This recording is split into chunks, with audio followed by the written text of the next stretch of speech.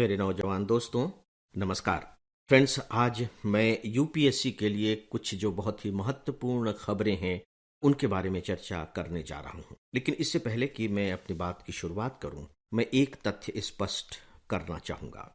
देखिए, इसके तहत मैं जिन घटनाओं और खबरों को लेता हूं, डेफिनेटली वे करंट अफेयर्स की घटनाएं और खबरें होती हैं। ये जानिए कि करंट का मतलब क्या होता है। करंट का मतलब एक तो तात्कालिक है, आप समसामयिक भी कह सकते हैं। लेकिन दूसरा जो सबसे महत्वपूर्ण जो इसका अर्थ है वह है प्रवाहमान, जो प्रवाहित हो रहा हो। करंट यानी कि धारा, पानी की धारा या बिजली का करंट जो प्रवाहित हो रहा हो।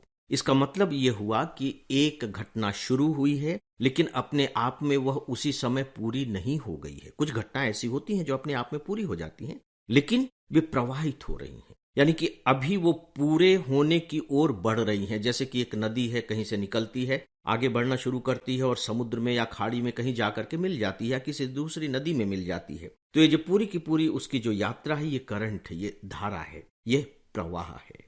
ये बात मैं आपको क्यों बता रहा हूं? मैं इसलिए बता रहा हूं कि जब आप करंट अफेयर्स की तैयारी करते हैं तो यह तथ्य आपके दिमाग में रहनी चाहिए, तभी आप इसके साथ न्याय कर सकेंगे। बहुत से लोग करंट अफेयर्स को ब्रेकिंग न्यूज की तरह लेते हैं। मेरे पास इस तरह के कुछ मेल्स आए हैं, इसीलिए मुझे यह बात स्पष्ट करनी पड़ रही है। जैसे मान लीजिए कि कोई घटना, कोई खबर 5-7 दिन पहले की है। यदि मैं आज उसकी चर्चा कर रहा हूं तो उन्हें ऐसा लगता है कि ये तो बासी हो गई है, जबकि ऐसा कुछ है नहीं। मान लीजिए कि कोई बहुत ही महत्वपूर्ण घटना घटित हुई है और मुझे लगता है कि नहीं, इस पर विस्तार से बातें की जानी चाहिए, तो डेफिनेटली मेरी प्रायोरिटी में वह घटना या वह खबर आ जाएगी। जो छोटी छोटी घटनाएं हैं उन्हें मैं थोड़ा सा पीछे छोड़ देता हूं, लेकिन याद रखिए कि मैं बिल्कुल कभी भी नहीं छोड़ता। मैं कभी न कभी उसकी बात करूंगा और मेरी कोशिश होगी कि मैं जल्दी से जल्दी उस पर बात करूं। यानी कि मेरा यह हर संभव प्रयास रहता है, रहेगा भी, कि कोई भी करंट अफेयर्स से संबंधित न्यूज या इवेंट की जानकारी मैं आपको देने से बचूं नहीं, यानी कि सारी जानकारियां आप तक पहुंचाऊं। तो खासकर मेरी जो करंट अफेयर से रिलेटेड जो इस तरह के लेक्चर्स हैं, प्लीज आप यदि इस संदर्भ में देखेंगे तो शायद अपने साथ ज्यादा न्याय कर सकेंगे और डेफिनेटली मेरे साथ भी न्याय कर सकेंगे। तो आइए, जो पीछे कुछ घटनाएं और खबरें जो घटित हुई हैं, जो जनरेट हुई हैं, उन्हें थोड़ा सा देख लेते हैं। दोस्तों, आपने अखबारों में पढ़ा होगा, न्यूज चैनल्स पर भी आपने इसे देखा होगा कि हमारे प्रधानमंत्री जी ने अभी बहुत ही रिसेंटली वाराणसी में स्वर वेद महामंदिर का लोकार्पण किया है। स्वर वेद महामंदिर का लोकार्पण किया है वाराणसी में। बहुत बड़ा ये परिसर है, बहुत बड़ा मंदिर है और कल्पना करके देखिए कि इस स्थान पर 20,000 लोग एक साथ बैठकर ध्यान कर सकते हैं। ध्यान, योग, उससे संबंधित यह पवित्र स्थल है। देखिए, योग भारत की देन है। भारत के प्रयासों से ही ये विश्व स्तर पर पॉपुलर हुआ है। योग दिवस भी घोषित कर दिया गया है। तो स्वाभाविक है कि आपके लिए एक महत्वपूर्ण ये खबर है। और हमारे जो पतंजलि हैं वो योगाचार्य हैं, हमारी फिलॉसफी का वो हिस्सा हैं, इसलिए आपको इसके बारे में थोड़ी सी जानकारी होनी ही चाहिए। दोस्तों, जो नेक्स्ट है वह अधिवक्ता संशोधन विधेयक के पारित होने से संबंधित है। केंद्र सरकार ने अभी इसे पारित किया है। यह है क्या? सुनने से तो लगता है कि अधिवक्ताओं से संबंधित कोई संशोधन विधेयक होगा, कोई कानून होगा। सच पूछे तो कानून से जुड़ा हुआ ही मामला, न्यायालय से जुड़ा हुआ मामला है, अप्रत्यक्ष रूप से अधिवक्ताओं से भी जुड़ा हुआ है, लेकिन थोड़े से अलग तरीके से। आप जानते हैं कि हमारे यहाँ कमीशन एजेंट की बहुत जबरदस्त परंपरा रही है और अभी भी आपको, खासकर जो सरकारी कार्यालय हैं, वहां आपको कमीशन एजेंट मिल जाएंगे, जिन्हें हम बोलचाल की भाषा में दलाल कहते हैं। वे करते क्या हैं? वे क्लाइंट ढूंढते हैं जिन्हें जरूरत होती है और वे फिर बकायदे उनसे बात करके उन्हें संबद्ध व्यक्तियों से मिलवा देते हैं या उनके काम करा देते हैं और बदले में वे कमीशन ले लेते हैं। कोर्ट में ये खूब चलता है। दूर दराज से लोग आए हुए हैं, शिक्षा उनके पास है नहीं, जानते नहीं है, परेशान होते रहते हैं, कोर्ट में घूम रहे हैं। तो ऐसे में ये जो दलाल हैं उनसे बात करते हैं और बात करने के बाद, उनकी समस्याओं को जानने के बाद वो कहते हैं कि चलो हम तुमको इस वकील से मिलवा देते हैं, वो बहुत अच्छा वकील है, और वो वकील से मिलवा देते हैं। वकील उनका केस लड़ने लगते हैं और बदले में ये जो दलाल हैं ये कमीशन ले लेते हैं। अब सीधी सी बात है, इस तरह के दलालों की जरूरत किस तरह के वकीलों को होगी जिनको केस नहीं मिल रहे हैं। ऐसे ही वकील इस तरह के दलालों की जरूरत महसूस कर रहे होंगे। नतीजा ये होता है कि ये जो वकील हैं वो लगातार डेट पर डेट लगाते रहेंगे और ये लोग परेशान होते रहेंगे। तो सरकार ने अब इस विधेयक के बाद से दलालों की जो उपस्थिति होगी, या यूं कह लीजिए कि उनका जो प्रवेश होगा न्यायालय परिसरों में, बंद कर दिया है। अब वे वहां घूमते हुए नहीं देखे जा सकेंगे। क्योंकि ये न्याय से संबंधित है, जुडिशरी से संबंधित है, इसलिए आपके लिए थोड़ा सा इंपॉर्टेंट हो जाता है।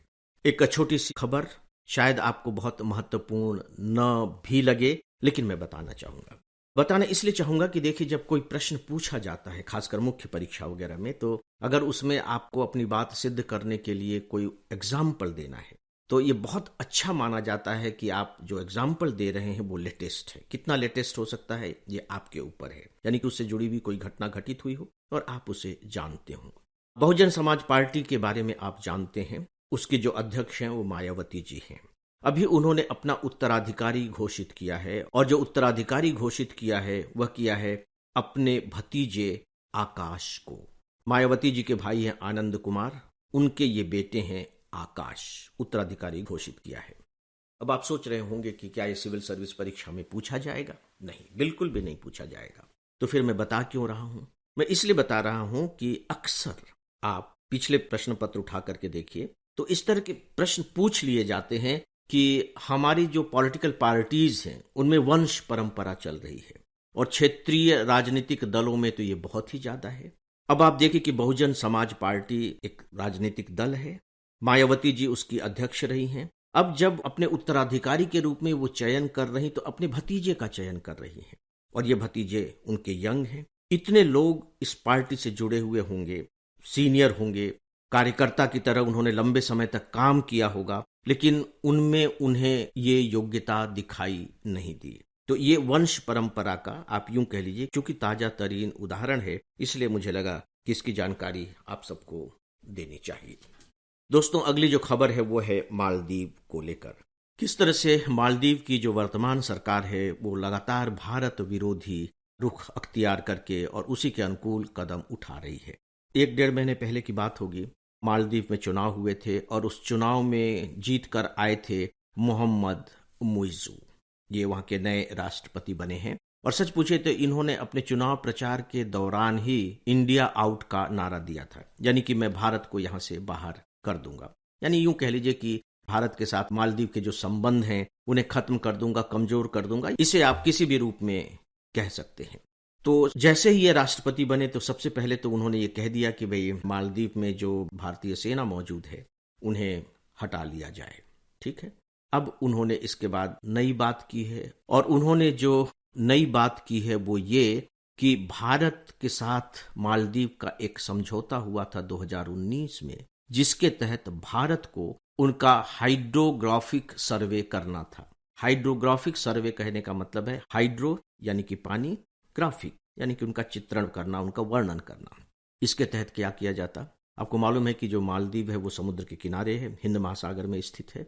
तो अब हिंद महासागर के अंदर यानी कि मालदीव के आसपास जो अपनी उनकी टेरिटरी है उसके अंदर क्या क्या चीजें हैं, उदाहरण के तौर पर जो स्टडी की जानी थी, चार्ट बनाए जाने थे, वो रीफ, लेगून, कोस्टलाइन, धाराएं, खासकर वहां जो ज्वार भाटे आते हैं किस तरह के आते हैं, उनका लेवल कितना होता है, इन सब का अध्ययन करके एक स्टडी तैयार करना था। लेकिन अब मालदीव सरकार ने इस एग्रीमेंट को खत्म कर दिया है।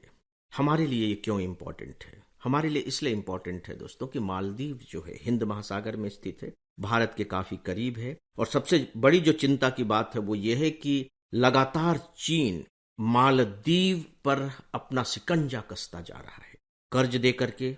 खासकर उसने रोड एंड बेल्ट जो इनिशिएटिव शुरू किया है उसके तहत चीन मालदीव को बहुत ज्यादा कर्ज दे भी चुका है, यानी कि चीन का प्रभाव मालदीव पर लगातार बढ़ता चला जा रहा है, और यही भारत की चिंता का एक बहुत बड़ा कारण है। और आप जानते हैं कि जो चीन है वो पूरे के पूरे हिंद महासागर वाले क्षेत्र में, या कह लीजिए कि हिंद प्रशांत क्षेत्र में लगातार अपने दबदबे को बढ़ाने की कोशिश में लगा हुआ है और चीन हमारे लिए किस तरह की सुरक्षा की चुनौतियां पैदा कर रहा है, इसके बारे में मुझे बताने की जरूरत नहीं है।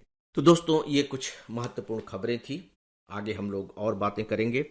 फिलहाल बस इतना ही, और इसी के साथ ही आज के इस डेली ऑडियो लेक्चर को यहीं समाप्त करता हूं। नमस्कार।